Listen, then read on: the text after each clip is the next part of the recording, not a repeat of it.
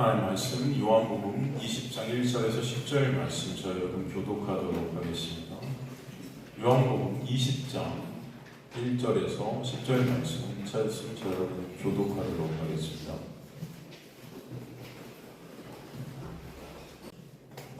요한복음 20장 1절에서 10절 찾으시면 저희 여러분 교독하도록 하겠습니다. 제가 먼저 1절 들어가겠습니다.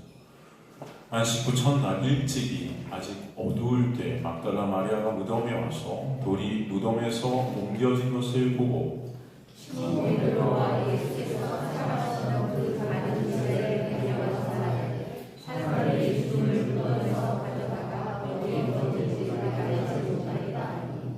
베드로와 그 다른 제자가 나가서 무덤으로 갈새 둘이 같이 가는데라더니 그 다른 제자가 베드로보다 더 빨리 달려가서 먼저 내려요.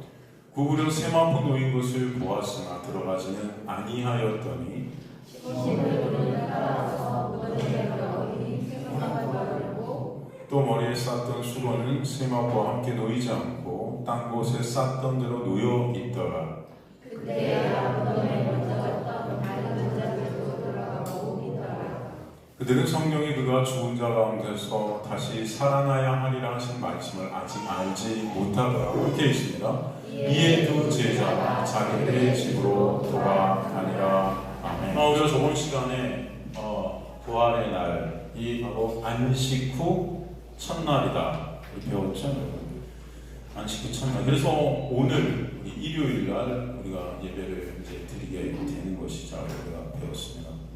그리고 이 예수께서 하루 이틀도 아닌 일주일도 아닌 사흘을 무덤 속에 계시다가 부활하신 그 사흘이라는 의미, 그 의미가 얼마나 그 놀라운 은혜를 우리에게 부여해 주는지를 배웠죠. 여러분 기억나십니까? 그 사흘이라는 것은 바로 인간의 죄로 인해 파괴된 그 창조의 그 사흘의 회복이다. 그죠? 그래서 제가 저번 시간에 여러분한테 여쭤봤었죠. 창세기에 나오는 첫째 날부터 여섯째 날까지의 창조와 그 다음에 안식이 그 시간들의 창조의 역사가 우리가 요한복음을 처음에 공부할 때 배웠던 요한복음의 예수께서 이제 공생애를 시작하시면서 첫째 날, 둘째 날, 셋째 날부터 여섯째 날 그리고 마지막 일곱째 날에 어떤 잔치가 있었어요? 가나의 혼인잔치. 그 순서와 창세기의 순서가 어떻다? 똑같다. 그죠? 그래서 여러분 그게 제가 저번 시간에도 여러분 한번 읽어보셨냐고 그랬지만 우리가 이거 다 설교 시간에 들은 거지만 한번 여러분 기억하시라고 읽어보셨냐고 그랬는데 못 찾겠다고 그러고 그 밴드에 들어가면 여러분 검색이 있어요. 그걸 검색해 보면은 요한복음 설교 요약 첫 번째, 두 번째 이렇게 돼 있거든요. 그게 어디에 나오냐면 두 번째 나옵니다. 그래서 혹시나 여러분 또 못 찾으시는 분이 있을까봐 제가 재직방에도 올렸고요. 그 다음에 밴드에도 올렸어요. 다시 그것만 복사해서 보셨습니까? 한번 읽어보셨어요? 읽어보신 분 손 안 드셔도 됩니다. 어떻게? 안 드신 분, 안 읽어보신 분 민망하실까봐 제가 그래서 분명히 읽어보신 분도 계실 테고 또 시간이 없어서 안 읽어보신 분도 계실 텐데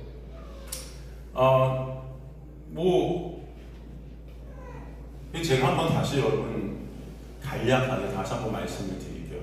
왜 요한복음 1장에 나오는 그 시간적 예수님의 공생의 순서가 창세기의 첫째 날부터 일곱째 날까지 순서가 동일한 것이죠.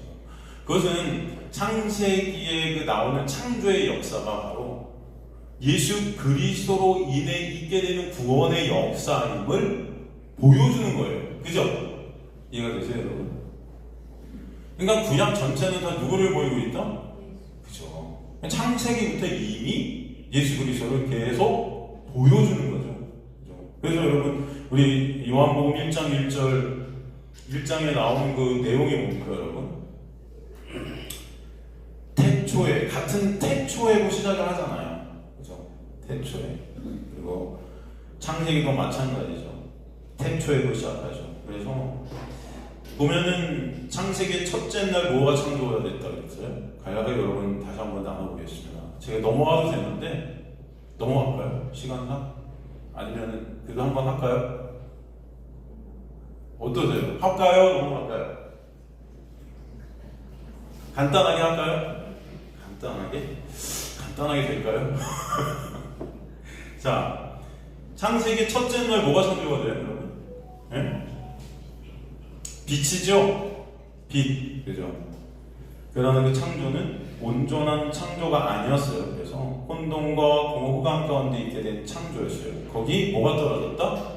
빛이 떨어지죠. 그죠? 그러니까 불완전한 창조를 온전하게 하신다. 그 빛이, 그죠? 마찬가지로 요한복음 첫날의 모습도 보면 예수께서 창조하신 그 세상이 아직 불완전한 가운데 있었다. 그죠? 그 세상에 누가 오세요? 빛이신 예수가 오시는 거예요. 그 빛은 그래서 누구를 말씀하는 거다? 예수. 그래서 어둠 가운데 빛이 비치는 그 놀라운 역사를 창세기 1장 첫째 날의 창조의 역사와 요한복음에서 예수 그리스도가 바로 빛이심을 우리에게 보여주죠. 그 첫째 날이 동일하게 빛의 역사를 우리에게 보여주는 거예요. 그죠, 여러분? 그랬죠? 그 다음에 또 어떻게 되죠? 두 번째 날은 둘째 날 뭐가 창조가 됐다 그랬어요, 여러분? 창세기 1장 6절에서 8절에 보면 물과 물 사이에 공간이 생겼다. 그죠? 그래서 물과 물이 갈라지죠. 이 물과 물 사이의 공간을 뭐라 그래요? 궁창이라 한다. 궁창이라 한다. 그죠? 그리고 이걸 하늘이라고도 하죠. 궁창, 하늘이라고 해요. 그 모습을 그려보면 물, 공간, 물이에요. 그렇죠? 물과 물 사이가 갈라졌습니다. 이 중간에 궁창이 생긴 거죠. 공간이 생긴 것입니다. 이 그림이 여러분 어디 나오는 그림입니까? 사실 이 물과 물 사이가 갈라지는 그림이 어떤 그림이라고 그랬죠? 네? 그렇죠. 출애굽의 홍해가 갈라지는 모습이죠. 그래서 바로 그 놀라운 은혜를 베풀어 주시는 거예요. 그래서 물과 물 사이를 건너게 하신 역사를 베푸시죠. 그래서 바다를 성경은 보통 저주의 바다라고 그러잖아요. 그죠? 바다를 저주의 바다라고 해요. 그 사이를 건너는 것은 바로 저주의 바다에 우리가 수장당하고 다시 예수 안에서 새롭게 하시는 구원의 역사를 보여주시는 것이죠. 그래서 고린도전서에 보면 그것이 뭐다? 세례다. 그렇게 말씀을 했었죠, 여러분. 그래서 그들이 누구에 속했다? 모세에 속해 있었다. 이렇게 말씀하시는 것을 볼 수 있어요. 그렇기 때문에 그 홍해를 건너는 그 그림을 예수 그리스도와 함께 다시 죽고 사는 그 연합의 세례를 말씀하시는 거였잖아요. 그죠? 물과 물 사이가 갈라지는, 궁창이 있게 되는 그 사이를, 그죠? 지난 저주의 바다를 통과한 그 출애굽의 역사가, 그래서 예수님의 둘째 날 일어나는 거죠? 예수께서 그 둘째 날 뭐 하세요? 뭐 하세요? 세례 받으시죠. 이해되십니까, 여러분? 그죠? 혹시 하시다가 이해가 안 되시는 분은 손 드셔도 됩니다. 제가 다시 설명해 드려도 돼요. 그래서 요한복음 1장 29절에 보면 이튿날 요한이 예수께서 자기에게 나아오심을 보고 이르되 보라 세상 제주가 하나님의 어린 양이로다 하면서 그에게 세례를 베푸시죠. 그것을 둘째 날 우리에게 보여주시죠. 그래서 둘째 날의 킥포인트의 단어는 뭐예요? 세례죠. 그게 바로 창세기 둘째 날 물과 물 사이가 갈라지는, 그래서 거기를 지나가게 된 출애굽의 역사, 그 구원의 역사가 뭔지를 예수를 통해서 이루시는 구원의 역사를 우리에게 보여주셨다. 그 다음에 셋째 날 창조의 역사가 의미하는 것이 무엇일까? 셋째 날에 나오는 중요한 단어들이 바다, 땅, 열매들이었다. 간단히 이 단어들의 의미를 정리하면 뭐라고 그랬어요? 바다는 심판, 저주, 어둠을 상징하고, 땅은 하나님의 나라를 상징하고, 그리고 열매는 하나님의 나라의 뭐다? 백성들이다 그랬죠. 이 셋째 날의 창조의 그림을 해서 저주의 바다가 물러가게 되고, 그렇기 때문에 그 저주의 바다 밑에 저주의 땅이 마른 땅이 되죠. 마른 땅이 돼. 바닷물이 물러가는 거, 저주가 다 거치는 겁니다. 마치 라이온 킹에서 끝에 다시 그 아들이 왕이 되면서 그 나쁜 왕이 물러가면서 그 나쁜 왕 그 삼촌이 내 나쁜 왕이었잖아요. 여러분 라이온킹 아세요? 하도 옛날 저거랑 저 그거 재밌어 몇 번이나 봤어요. 근데 하여튼 그때 그 나쁜 왕이 이 왕이 되니까 모든 세상에 다 저주를 받아갖고 풀도 죽고 꽃도 죽고 다 어두워지잖아요. 근데 다시 이제 그 아들이 신바인가요? 신바가 다시 왕이 되니까 어떻게 돼요?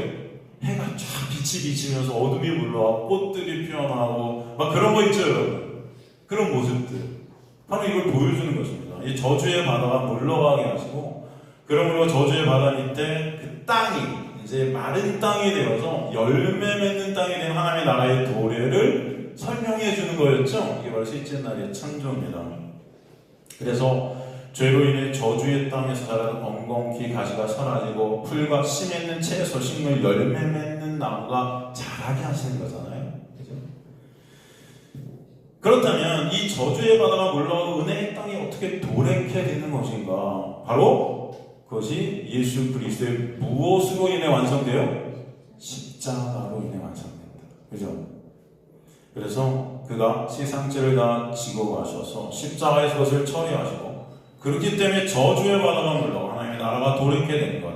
그래서 요한복음 셋째 날 그 그림이 보여지죠. 또 이튿날 그 다음 셋째 날 뭐예요? 요한이 자기 제자 중 두 사람과 함께 있었다가 예수께서 번이심을 보고 말하되 보라 하나님의 어린 양이다. 두 제자가 그의 말을 듣고 예수를 따르거나 예수께서 소리 그를 따르는 것을 보시고 물어 이르시되 무엇을 구하냐 랍비여 어디 계시오는가 하니 예수께서 이리 와서 보라. 그들이 가서 계신 대로 보고 그날에 함께 구하니 때가 멸시다. 그죠? 보라 하나님의 어린 양. 그 어린 양 대신 예수 그리스도로 말미암아 이제는 저주의 땅이, 그죠? 저주의 바다가 물러가서 저주의 땅이 이제 하나님의 놀라운 구원의 땅, 하나님의 나라들이 되는 역사 이제 보여주셨어요. 그죠? 그래서 우리가 알게 되는 것입니다. 그래서 그 열매들이 이제 그 땅에 맺히게 되는 그림을 이제 두 제자가 예수를 따르는 그림으로 우리에게 보여주신 거예요. 그죠? 그것을 기록하죠. 그 시간이 십시다 그러잖아요. 십시. 그 10이라는 건 여러분 어떤 수예요?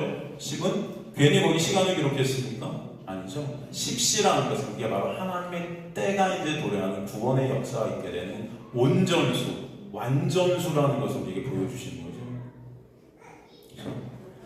그 창조의 숫자가 바로 십시인 것을 알게 하시는 거예요. 그래서 이제 예수 안에서 인간은 엉겅퀴와 가시가 아닌 주님께서 원하시는 열매들이 맺게 하시는, 그죠? 그 땅은 예수라는 하나님의 나라라는 땅이 되게 하시는 거죠. 그래서 그랬잖아요. 구원은 그래서 바로 뭐다? 영역이다. 우리가 어디 안에 있는 것인가? 어느 땅 안에 있는 것인가? 그죠? 여러분이 어느 나라에 살고 있는 것인가? 이 땅? 아니면 저 미국? 여러분 땅이 달라요. 그죠? 영역이 다르죠? 영역에 따라서 적용되는 법도 다 달라요. 그죠? 다 다른 것입니다. 그래서 이제는 넷째 날, 다섯째 날, 여섯째 날 창조의 사역을 통해 하나님 나라의 틀을 세우시고 계심을 보여주시죠. 그래서 첫째 날의 그 틀 안에 넷째 날의 창조, 그 빛을 그리는 광명체, 해, 달, 별을 채우시고, 다섯째 날은 둘째 날의 틀, 즉 궁창, 새 궁창 아래는 물고기로 채우시고, 여덟째 날은 셋째 날의 틀, 즉 물이 물러가 땅이 들어가는 그 땅에 가축과 기는 것, 즉 땅의 짐승 그리고 인간을 만드시고, 그렇죠? 이제 그 모습을 요한복음에서 이제 제자들을 하나씩 불러서 그죠? 하나님의 자녀들로 만드셔 가시는 그 열매 맺는 그 과정들을 보여주셨어요. 간단히 요약하면 그렇습니다. 그죠?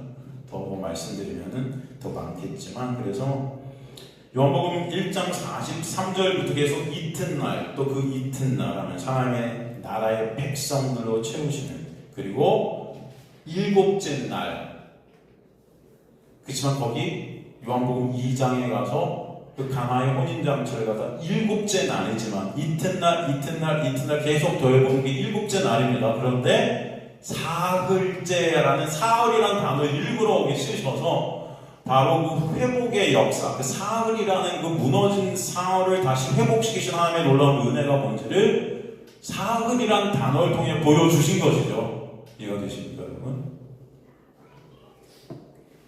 그래서 세 번째 날, 사흘째라고 우리 성경에 번역이 되어 있으나 사흘째가 아니라 트리토스, 세 번째. 요한복음 1장의 마지막 이틀, 즉 넷째 날의 세 번째를 의미했죠. 그래서 일곱째 날인 것이죠. 이게 바로 창세기의 안식의 날이다. 이게 가나의 혼인잔치, 바로 하나님 나라의 통치가 시작되는, 하나님 나라의 잔치가 시작되는 그 놀라운 은혜를 우리에게 설명해 주셨던 것입니다. 그래서 창세기의 그 첫째 날부터 여섯째 날에, 그 다음에 일곱째 날의 안식의 역사는 사실 하나님 나라와 하나님 나라의 백성을 창조하시는, 누구로 인해 창조하시는, 예수 그리스도로 인해 다시 창조하신 그 놀라운 은혜를 우리에게 보여주시는 것입니다. 그것을 알 수 있습니다. 그 완성을 바로 예수 그리스도를 통해 하신다는 것을 요한복음을 통해 우리에게 보여주셨죠. 그죠? 성경은 진짜 하나도 틀리지 않고 처음부터 끝까지 다 누구를 말씀하고 계신 거예요? 예수죠. 예수께서 이루신 그 놀라운 은혜가 얼마나 크고 놀라운지를 알게 하시는 거예요. 그죠?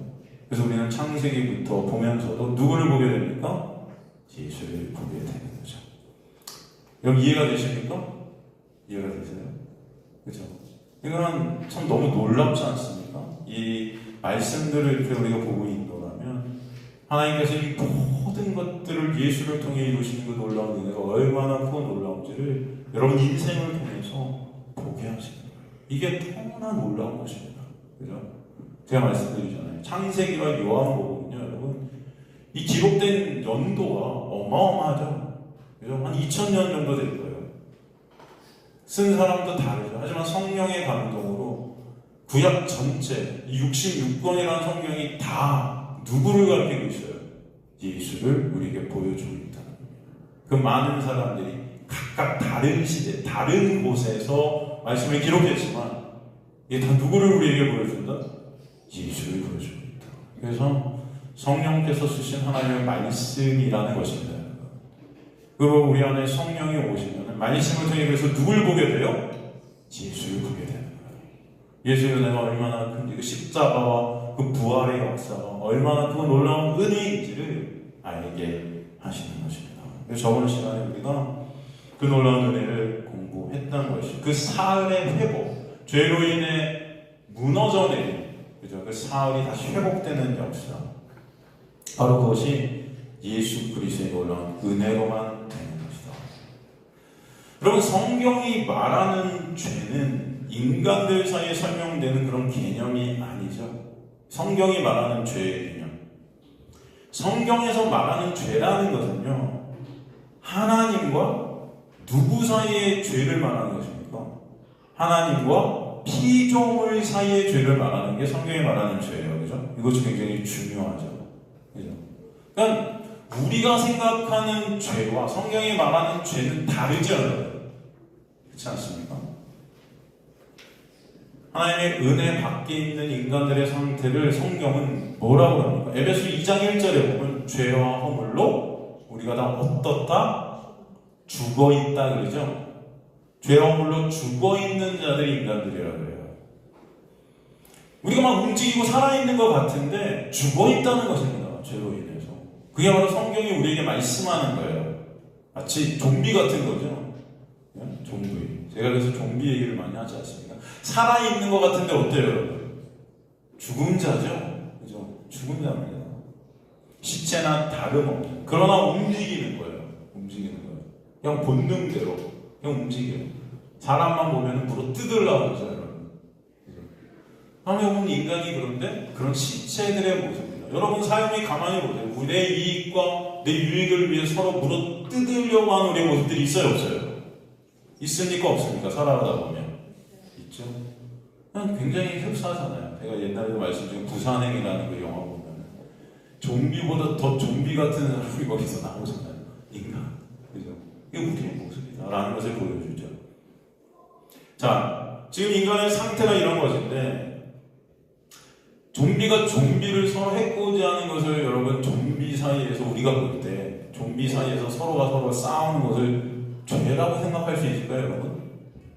좀비들이 막 서로 싸워요. 서로 물어뜯고 있어요. 그래서 여러분 볼 때, 야, 쟤는 누가 죄 짓고 쟤는 누가 죄 안 짓고 그렇게 생각합니까? 아니요, 그냥 다 죽은 자들의 행태로 우린 여길 거예요. 그죠? 걔네들 물어뜯던 저건 다 그냥 좀비들 안에서 벌어지는 죽음이라는 행태들이다. 그렇게 생각하지 않습니까, 여러분? 시체들끼리 싸워서 어느 한쪽이 엄청난 피해를 받았다면 그것은 죄 지은 겁니까? 그게 성립이 안 된다는 것입니다, 우리가 생각할 때. 그렇지 않습니까? 마찬가지로 성경이 말하는 죄는 그래서 인간과 인간 사이에서 성립되어지는 그런 죄를 말하는 게 아니라고요. 여러분 다 좀비들 같으니까. 이해가 되죠? 그럼 성경이 말씀하는 진짜 죄는 뭐예요? 피조물과 하나님 관계에서의 죄를 설명하는 거예요. 그럼 어떤 죄죠, 여러분? 진짜 죄는 피조물이 하나님을 어떻게 한 거예요? 어떻게 한 겁니까? 죽인 거죠. 피조물이 누굴 죽였어요? 하나님을 죽이는 것입니다. 그게 진짜 죄예요. 여기서 죽인다는 개념은 뭐 칼로 하나님을 찌르고 총으로 쏘고 이런 살인의 개념이 아닙니다. 그죠? 성경이 말하는 죽음이라는 개념은 그런 게 아니에요. 살인이라는 개념은 그런 게 아니에요. 피조물은 하나님을 전적으로 의존하고 순종해야 되는데 하나님을 의존치 않고 내가 그 하나님의 자리에 앉아서 내가 하나님 되어보겠다고 내 힘과 내 노력으로 내가 할 수 있다 하는 것, 하나님을 의존치 않고 내 힘으로 가겠다는 것, 그것을 하나님을 죽였다. 성경은 이렇게 말해요. 그죠? 그거를 죄라 그러죠. 그래서 우리 안에 성령이 오시면 죄를 정의 내려주시잖아요. 죄는 뭐라 그러죠? 예수 믿지 않는 것이 죄다 그러죠. 그래서 믿지 않는다는 것은 전적으로 예수 그리스도만을 의존치 않는 거예요. 내 힘과 내 노력으로, 그죠? 내가 하겠다는 거예요. 예수 상관없이 내 인생을 내 힘과 내 노력으로 꾸려가겠다는 거예요. 내가 하나님 자리에 스스로 앉아있는, 이게 히브리스, 교만이라고 그랬죠. 자기 자리 이탈입니다. 그러기에 자신들의 가능성을 바라보고 있던 바리새인들이 자신들의 가능성이라는 것을 예수께서 오셔서 부정해버리자 그 예수를 십자가에서 죽이는 것입니다. 이해가 되세요? 자존심이 상하는 거죠. 그것을 십자가의 사건으로 보여주신 거예요. 그것이 바로 하나님 살해죠. 죄입니다. 하나님 나라가 깨진 거예요. 그러므로 성악 구조, 인간이 하나님의 자리에 앉아서 인간의 판단으로 어떤 죄를 갖다 함부로 판단하고 하는 것은 사실은 잘못된 것이에요.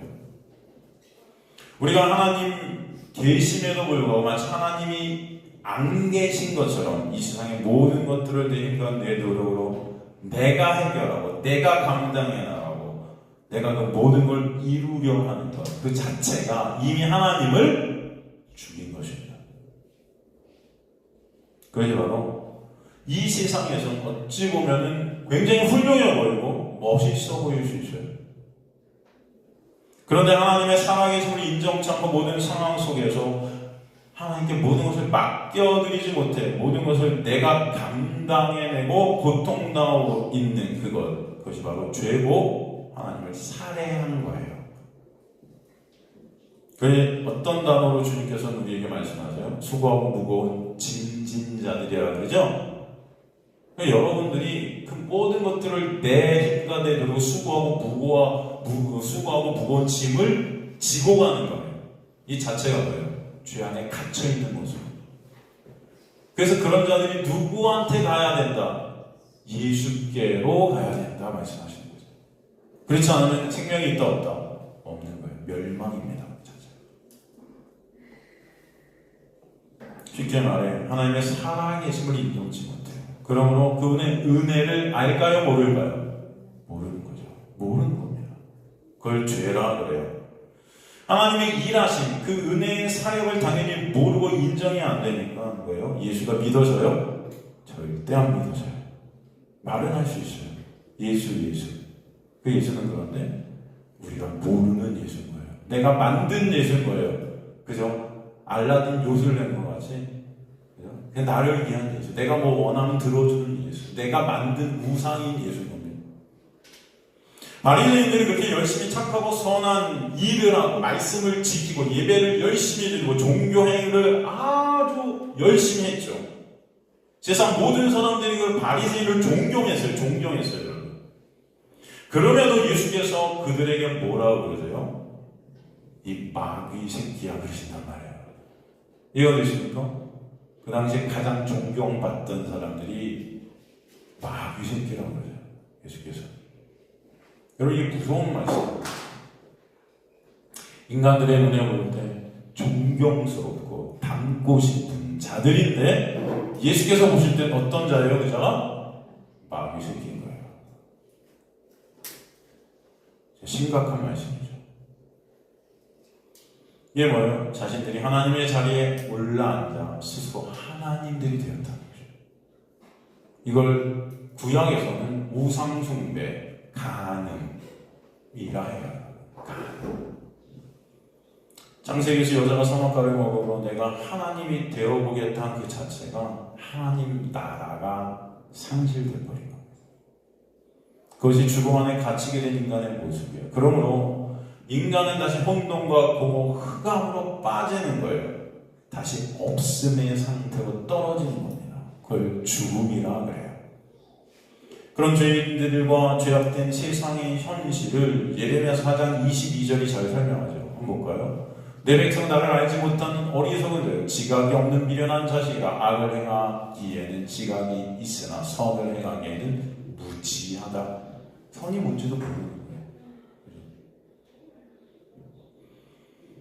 많은 사람들이 교회에서 설교를 하는 목사들이 그러면 어떤 간증 집회는 어디서 어떤 되게 유명한 사람이랑 간증 집회를 어마어마하게 보거든요. 거기서 먼저 그 나라와 그 의를 막 구하라고 하면서 그 의가 뭔지 아냐? 그러더라고요. 그러니까 사람들이 아무 말 못하겠죠. 근데 그 의는 이 세상의 도덕윤리를 잘 지키고 정의를 이루는 것이다.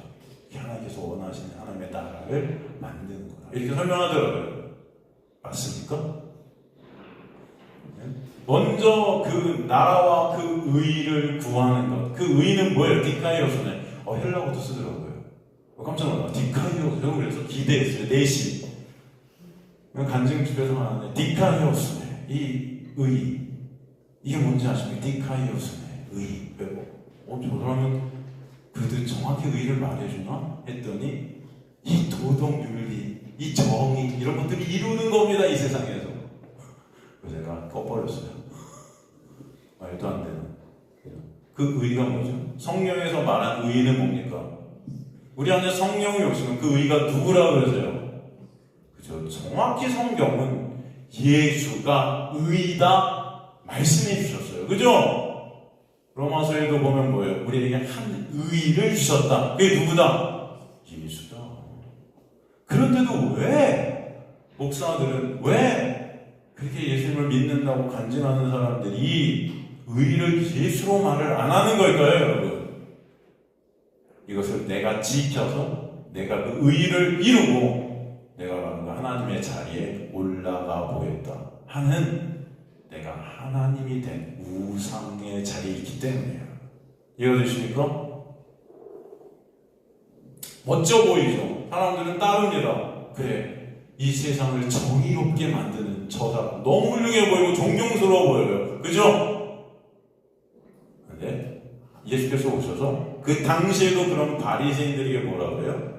마귀 새끼라 그런다. 그럼 그 의를 예수로 알지 못하는 자는요, 마귀 새끼인 거예요. 아시겠습니까? 아무리 큰 교회에서 설교를 해도요, 아무리 어마어마한 집회에서 간증 집회를 해도요, 의가 뭔지를 모른다?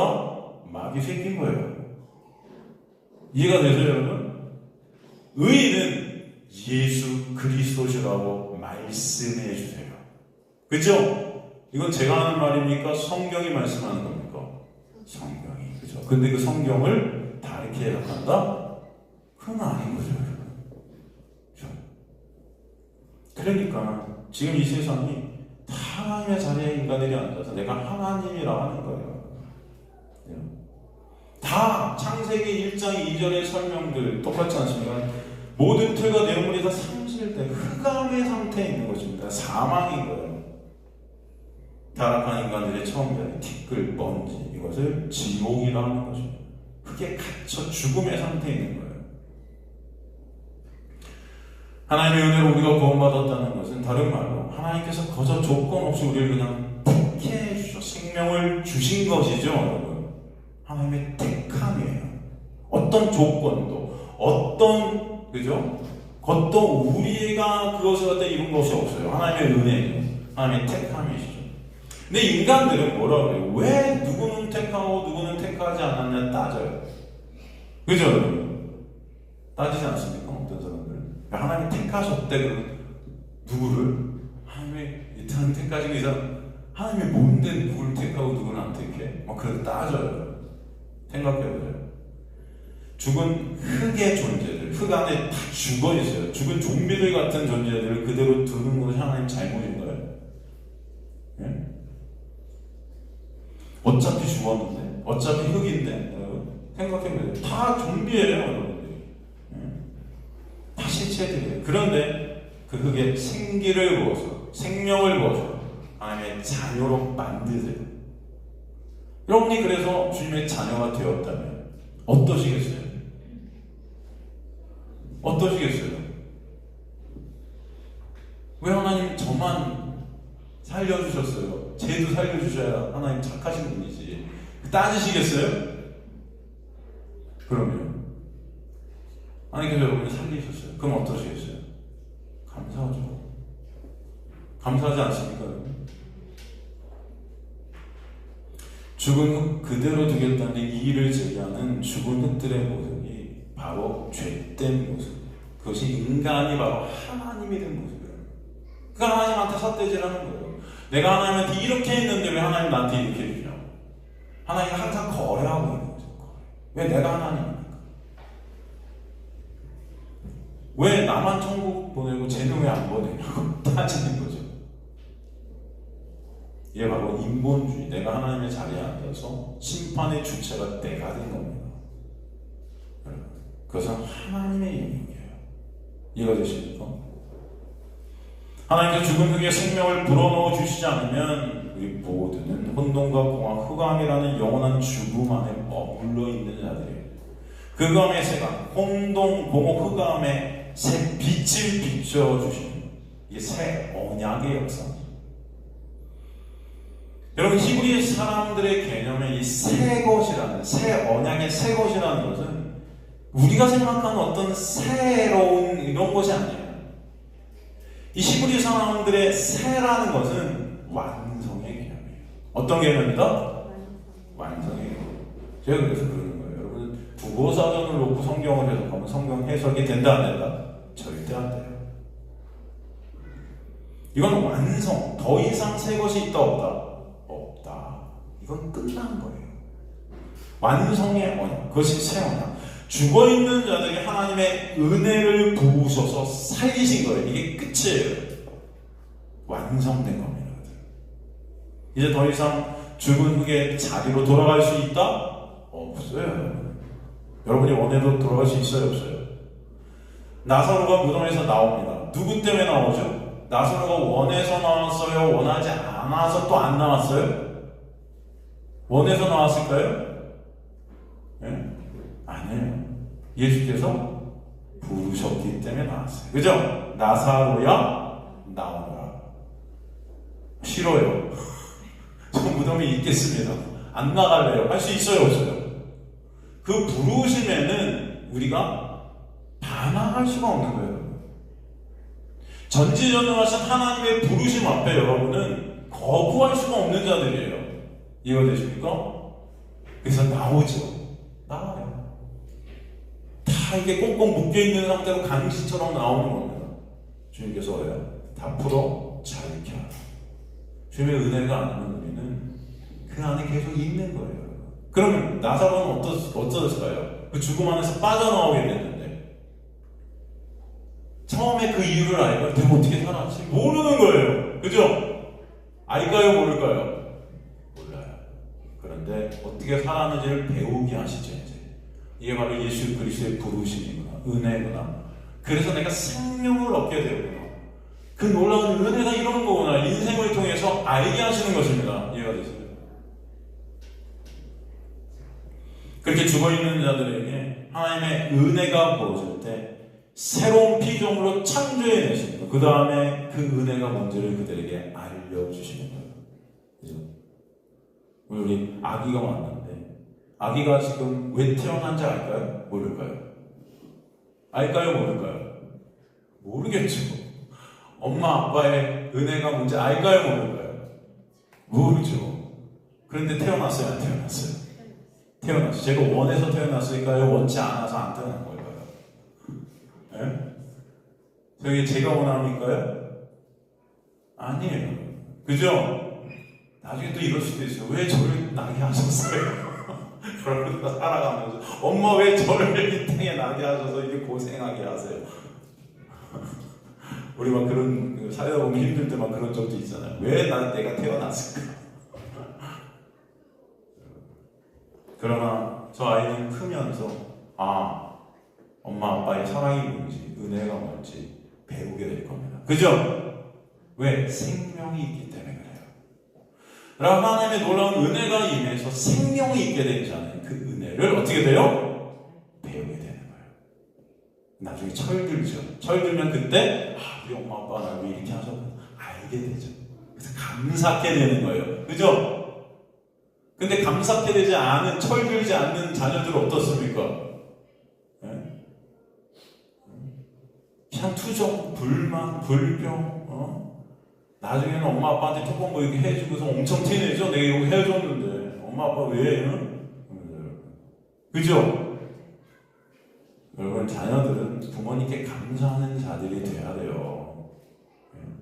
하여튼 인간들이 머리가 좀 크고 나중에 좀 하여튼 자라나면서 다 이제 옛날에 그냥 엄마 아빠 아니면 안 될 것 같을 때는 엄마 아빠가 단추라는 막 그러다가도 그냥 자라나면서 이제 내가 내 힘으로 할 수 있을 것 같으니까 뭐 엄마가 잔소리 한다 그러면 그냥 달려들고 이제는 막 내가 잘나서 그냥 하여튼 이 머리가 막 다들 교만해요 인간들이. 그죠? 하나님, 제가 할 테니까 저 좀 간섭 좀 하지 마세요. 제가 다 할게. 난 나가야 돼서 애들 동산에서. 그리고 집 뛰쳐 나가는 거예요. 그죠? 돌아온 탕자.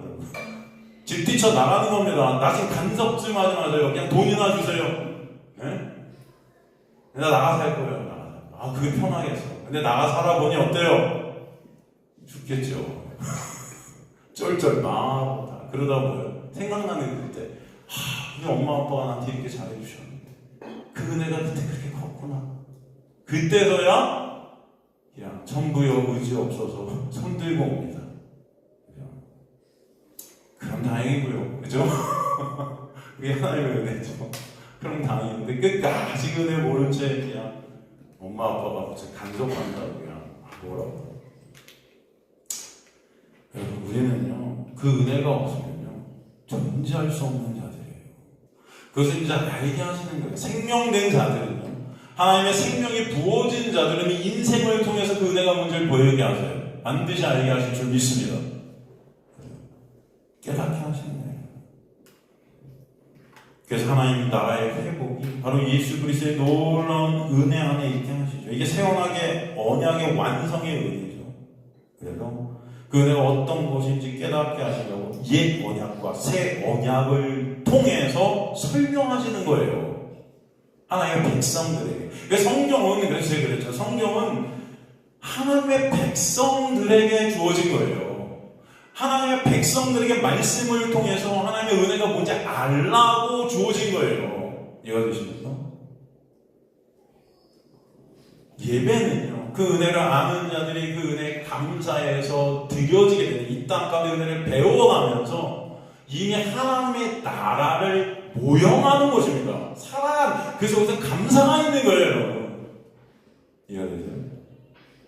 이걸 통해서 하나님 저한테 이렇게 해주세요. 저렇게 예배 열심히 드리니까 하나님 이렇게 해주세요. 그런 어떤 내 소원을 위해서 하나님 거래하는 것이 예배가 아니에요. 그 새 창조 완전한 언약의 완성을 그래서 아들로 그 십자가로 인해 예수 그리스도의 보혈로 인해 완성하신 것입니다. 그래서 그 은혜가 얼마나 크고 놀라운지 알게 하시는 거예요. 그 은혜로 당신의 택한 백성들이 죽음에서 빠져나와서 예수 안에서 생명되게 하시죠. 이들을 어둠에 먼저 가두시고 그 안에 아들로 그 생명을 그들에게 전가시키셔서 약속이라는 띠로 그들과 묶이셔서 죽음 속으로 예수께서 십자가를 통해 들어가심으로 죽음 안에 있는 그들을 꺼내내시는 거예요. 그걸 부활이라 합니다. 그죠?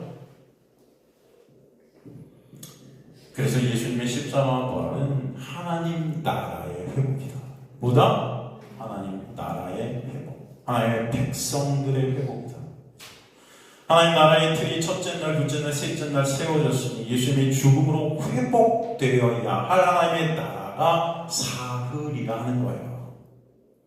그러므로 사흘 동안 무덤, 그 죽음, 흑암, 혼돈, 공허 속에서 그것을 다시 회복시키시죠. 그렇게 사흘의 무덤 속에 계신 안식 그 첫날 주님께서 무덤을 열고 부활하셔서 인간의 죄로 허물어졌던 그 하나님의 나라의 회복이 있게 하셨다. 그게 하나님의 은혜죠. 그러므로 이제 흔들릴 수 없는 온전한 하나님의 통치가 여러분에게 있게 된다. 이게 하나님의 역사예요. 그로 인해 우리 안에 이제는 성령과 영과 진리로 예배케 되는 자들이 있게 하시는 거예요. 성령 안에서 예수로 말미암아 은혜케, 그 은혜로 말미암아 예배케 되는 자들, 그걸 예배자라 합니다. 이 예배자들은 그래서 진정 그 은혜를 알게 되는 자들이에요. 그 자들만 예배케 돼요. 새 하늘과 새 땅이 열리는 거죠. 이제는 구약은 삭제되고 신약이 열린 거죠. 새 약속 가운데 있으니 당연히 이 약속은 무너지는 것입니다. 그래서 이제는 안식 후 첫날, 즉 오늘 이 주일에 예배를 드리는 거예요. 옛 언약 안에서는 금요일이 안식일이었다면 이제는 오늘이 안식일이 되었다라는 것을 상징적으로 우리에게 말씀해 주신, 누구 안에서 예배하게 되는 거예요? 예수 안에서. 그래서 부활하신, 예수께서 부활하신 날 우리는 예배하는 겁니다. 이해가 되십니까, 여러분? 그런데 여전히 그 안식일을 우리가 지킨다고 한다는 것은 말이 돼요, 안 돼요? 안 되는 거죠, 이제. 여러분, 교회에서 안식일을 지킨다 그러잖아요. 교인들 만나면 여러분 안식일 지키자 그러죠? 안 그래요? 그게 왜 잘못된 거죠? 저희 여러 번 말씀드렸잖아요. 우리가 주일에 예배를 드리는 그 예배는 구약의 그 안식일 개념이 아니라 끝났어요, 그죠? 율법적 예배가 아니에요. 항상 말하지만 신약으로 매듭되지 않는 구약은 뭐다? 다 죽음이고 저주다. 많은 설교자들이 구약을 설교하면서 신약으로 끝내질 못해요. 그냥 구약 안에서 껍데기로만 끝나죠. 그러면 여러분 그것은 심판이고 죽음입니다. 이해가 되십니까? 왜? 구약을 주신 이유가 뭐예요?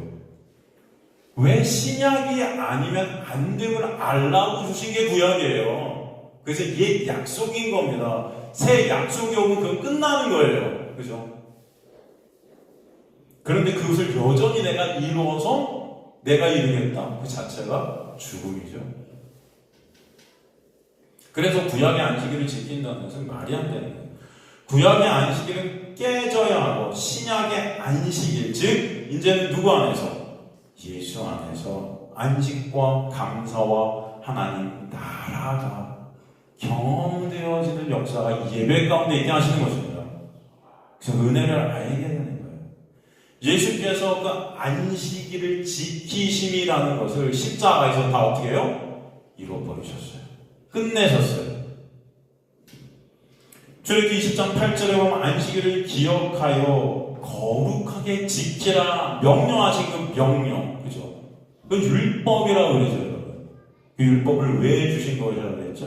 로마서 3장 19절, 20절에 보면 율법은 안식일을 기억하여 거룩하게 지키라라는 그 하나님의 율법은 뭐예요?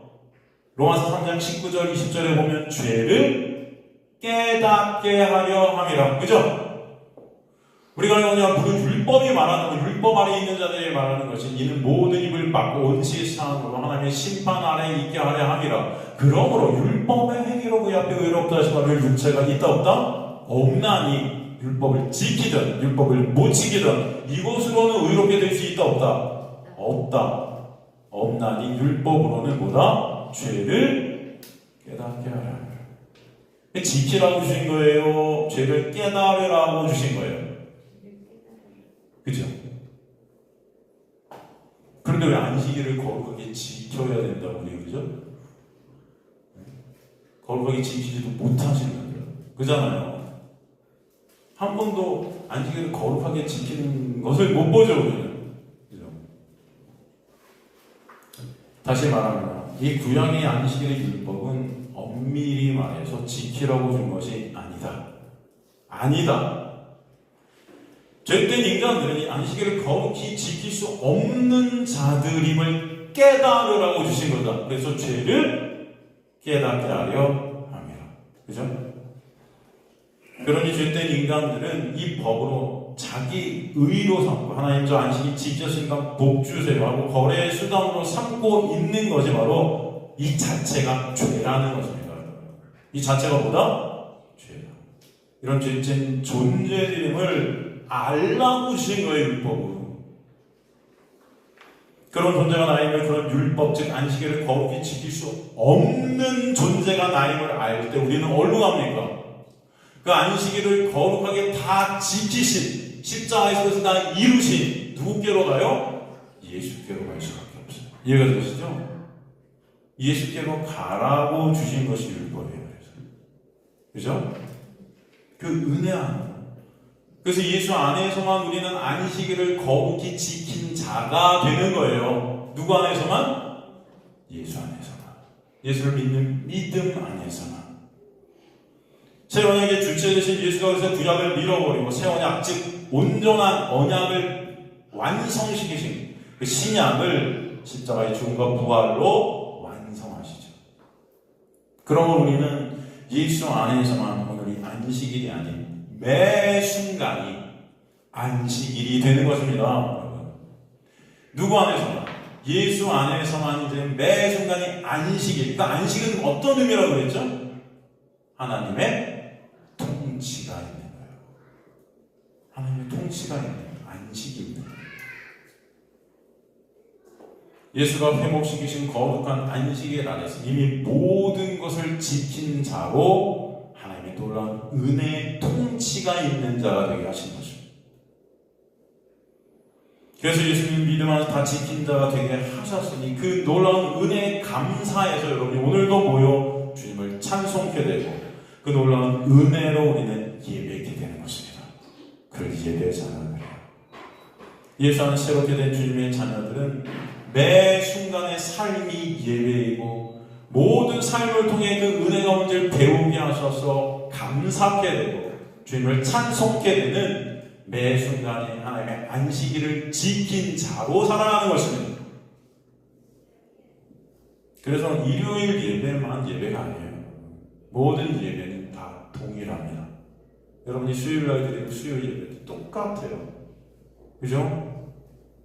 여러분 근데 마음속에 오늘 예배가 중요하다고 생각하십니까? 그렇다면 잘못된 거예요. 이해가 되십니까? 수요일 예배나 어느 예배나 여러분이 새벽에 드리는 하나님 앞에 드리는 어떤 예배도 다 어떻다? 똑같다. 근데 우리 생각에 일요일 예배는 빠지면 안 될 것 같고 수요일 예배는 안 가도 될 것 같고 뭐 이런 게 아니에요, 여러분. 똑같다.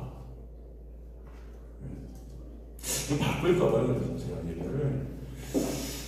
우리 반주, 우리 밴드도 우리 사람들이 수요일로 다 바꿀까봐요.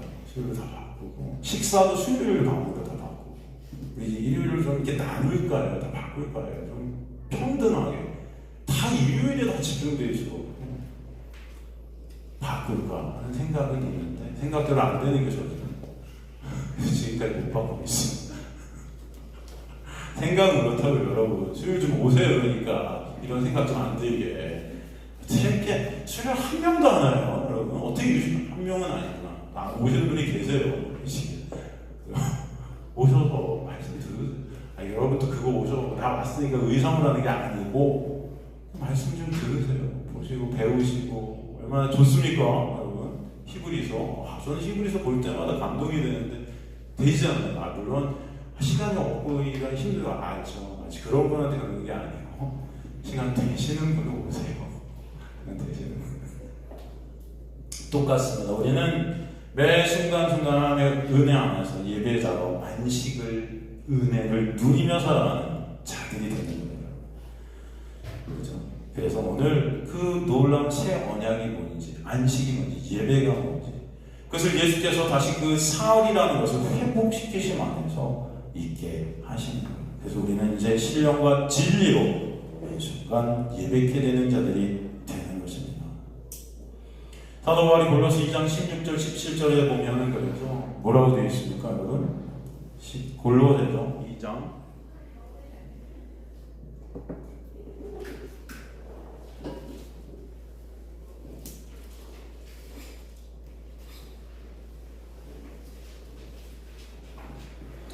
그러므로 먹고 마시는 것, 절기나 초하루나 안식일을 이유로 누구든지 너희를 비판하지 못하게. 이것들은 장래일의 그림자이나 몸은 뭐다? 그리스도. 그렇죠? 그럼 모든 것들은 누구를 걸어? 그리스도. 그렇죠? 그러니까 이런 안식일을 지키고 절기를 지키고 이것이 이제는 뭐예요? 예수 안에서 다 끝난다. 아시겠습니까? 그것을 말씀해 주시죠, 여러분. 진정한 예배는 누구 안에서 완성된다? 예수 안에서. 요한복음 4장 20절 21절도 그러잖아요. 그래서 우리 조상들은 이 산에서 예배하였는데 당신들은 예배하는 곳이 예루살렘에 있다. 이게 사마리아 여인이 말하는 거잖아요. 예수께서 여자여 내 말은 이 산에서도 아니고 예루살렘에도 아니고 그러니까 아버지께 예배할 때가 이른다. 누가 오실 때 우리 안에? 성령이 오실 때. 진정 그 은혜 안에서 이제 예수 그리스도로 나가죠. 그죠? 이해가 되십니까? 그래서 이제 영과 진리로 주님 안에서 예배케 되는 자들. 그것을 주님께서 십자가와 부활을 통해 우리에게 설명해 주시는 거예요. 여러분은 이제 진정 예수 안에서 자유케 된 자들, 예수의 십자가의 보혈만을 바라보게 된 자들임을 아시기를 소망합니다.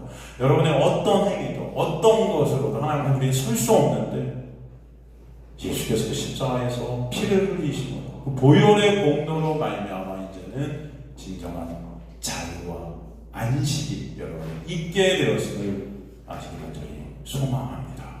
오늘도 그 은혜를 말씀을 우리에게 보게 하시는 거예요.